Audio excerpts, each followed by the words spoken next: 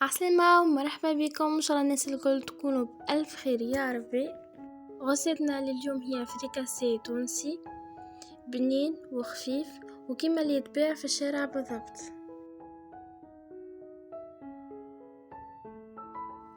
ما تنساوش باش تشجعوني بلايك واشتراك في القناة باش يوصلكم جديد. باش نستحقوا 250 جرام فرينة، 2 مغارف زيت، مغرفة خميرة خبز مع مغرفة سكر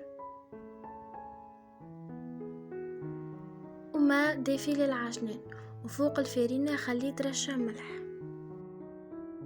خذيت اول حاجة العجينة متاعي باش نحط فيها كمية الفرينة،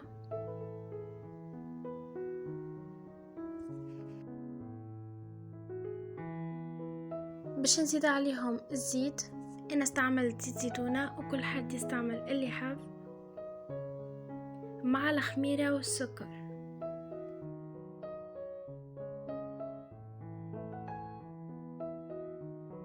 باش نبدأ نزيد في الماء الدافي بشوية بشوية ونعجن حتى لين تتلمد معايا العجينة.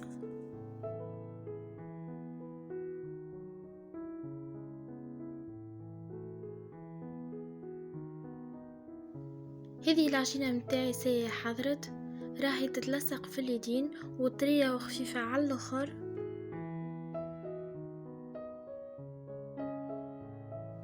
باش ندهن يديا بشوية زيت ونحاول اني نلمها باش ما عادش تلصق في اليدين.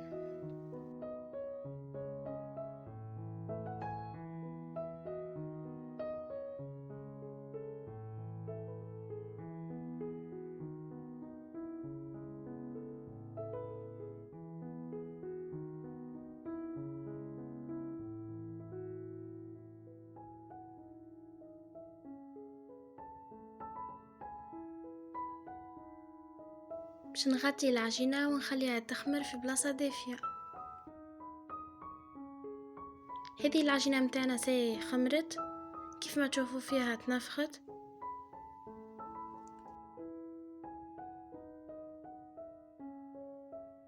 باش نخليها على البلان دو طرافاي ونحاول نخرج منها الهواء اللي فيها.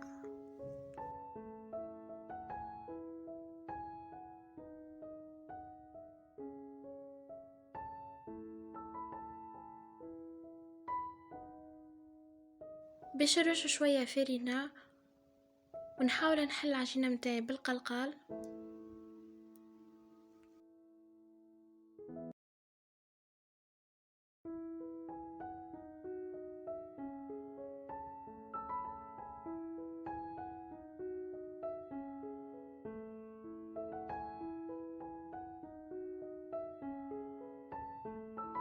كملت حليت العجينة متاعي، وبالنسبة لطريقة التشكيل هاي بسيطة على الاخر، ما نستحقوش لا قالب لا حتى شيء، جست خطا ولا كيس اللي متوفر.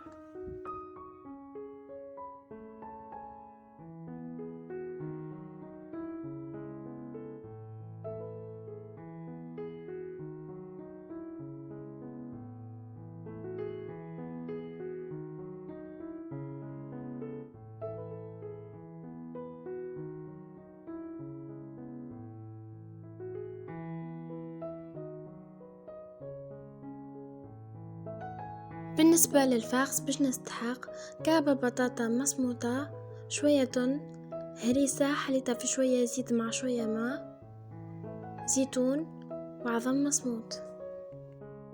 خليت الزيت يسخن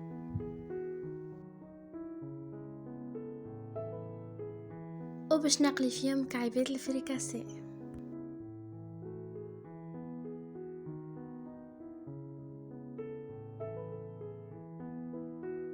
باش نوريكم الطريقة كيفاش ناخذ كعبة الفريكاسي، نجرحوها شوية من الفوق بالطريقة هذه، نجبدوها شوية ونقليوها في الزيت.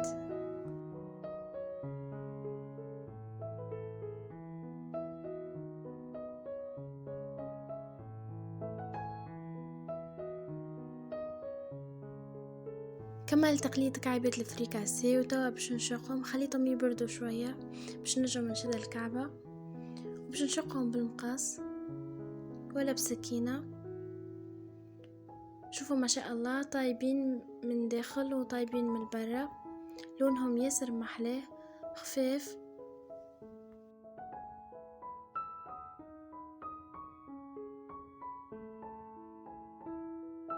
باش نحط مغرفة هريسة،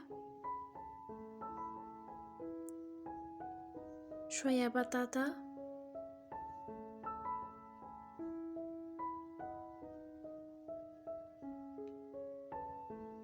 شوية تون،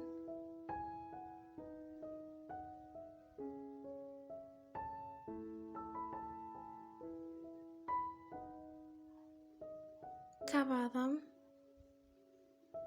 وكعبتين زيتون، وما ننساوش في الاخر رشة الهريسة.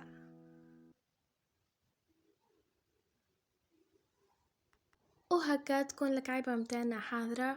نجمو تزيدوا اي حاجة تحبوا عليها، نجمو تزيدوا كبار، نجمو تزيدوا فلفل برعبيد، كل حد يحط اللي يحب.